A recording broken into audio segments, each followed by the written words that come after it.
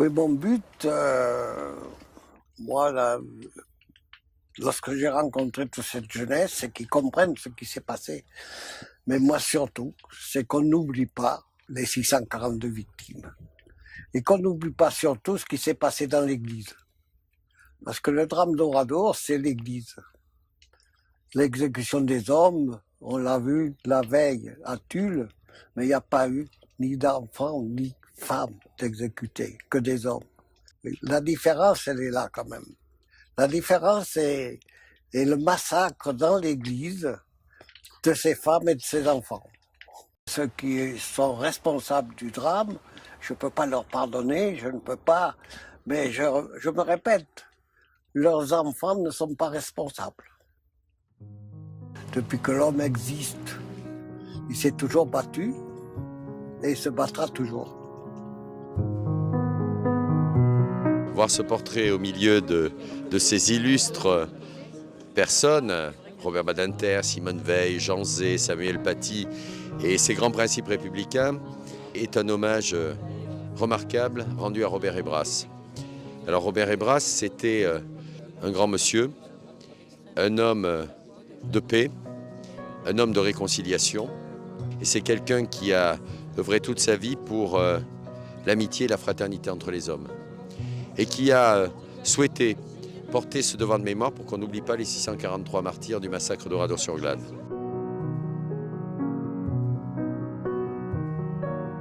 Pour moi, à titre très personnel, c'est le portrait de mon grand-père, mon papy. C'est un portrait intime et plus largement, l'objet de ce square, c'est les grands principes républicains. Et je crois que c'est vraiment ce qui s'est évertué à défendre une grande partie de sa vie. Et je suis aujourd'hui très fière qu'il puisse être ici parmi tous ces illustres et ces grandes figures. Je pense qu'il serait très étonné d'être là parmi eux aujourd'hui.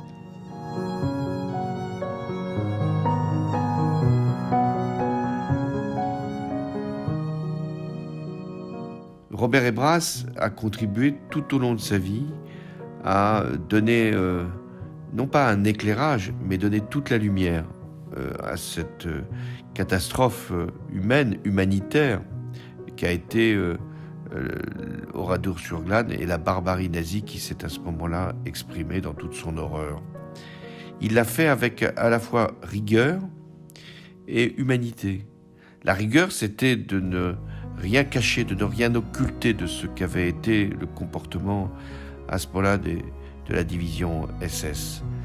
Et l'humanité, ça consistait à ne pas chercher une revanche, à ne pas non plus ignorer les coupables et souhaiter même qu'ils puissent être traduits devant la justice. Et il a mené ce combat jusqu'au bout. Mais c'était de chercher surtout à réconcilier les peuples et les nations. Alors je pense que c'est un square unique, mais il est important pour notre avenir.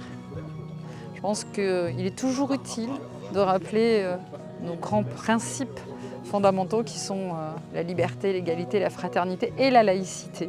Et Agathe a choisi la fraternité et je crois qu'il a fait preuve d'une grande fraternité, alors qu'il a été meurtri dans sa chair.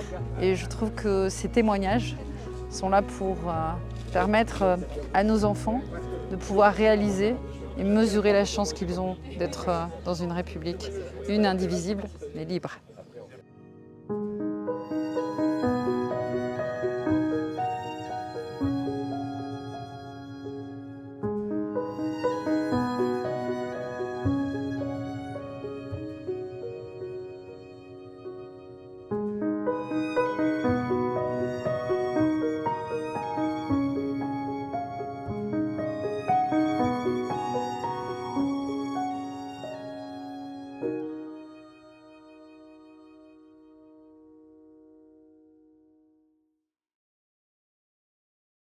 Je me bats pour qu'on n'oublie pas.